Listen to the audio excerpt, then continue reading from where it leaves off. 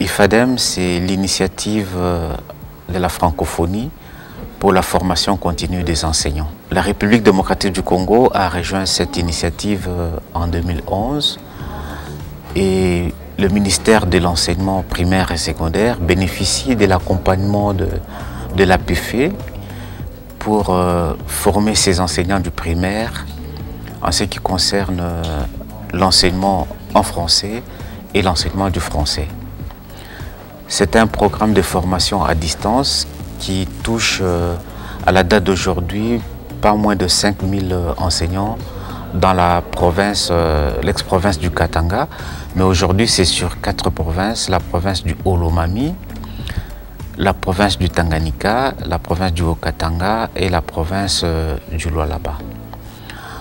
Le principal objectif de ce projet, c'est de renforcer les compétences des enseignants du primaire dans leur façon de tenir la classe, dans leur façon de communiquer les enseignements en français, mais aussi de favoriser l'apprentissage des élèves qui n'ont pas le français comme langue maternelle, mais plutôt comme langue seconde.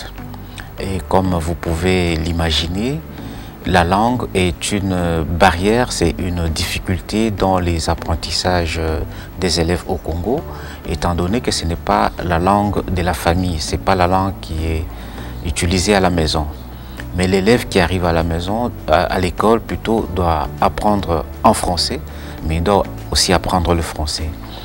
Et les enseignements, les formations que nous donnons aux enseignants, c'est pour leur permettre de renforcer cette compétence en communication orale, mais aussi en communication écrite de la langue française.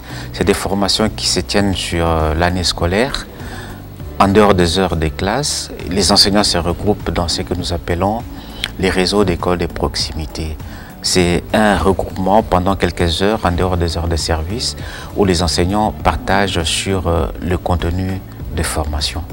Nous leur donnons des livrets de formation qui sont au nombre de 7, avec des sujets différents qui touchent l'enseignement du français, mais également l'organisation de la classe, mais aussi nous touchons aux mathématiques, aux sciences et à la technologie. C'est un projet qui vient répondre à un besoin de l'éducation, un besoin du ministère de l'enseignement qui consiste à améliorer la qualité de l'enseignement et aussi la qualité des apprentissages. C'est un projet qui a démarré depuis 2011 et maintenant nous sommes dans une phase de désengagement. Nous passons la main au ministère pour qu'il puisse continuer ces formations avec ses propres outils. C'est pourquoi nous sommes dans une phase d'enregistrement, de numérisation de tous ces contenus sur les plateformes internet de formation continue du ministère pour que ce contenu soit accessible dans le temps et partout dans le pays.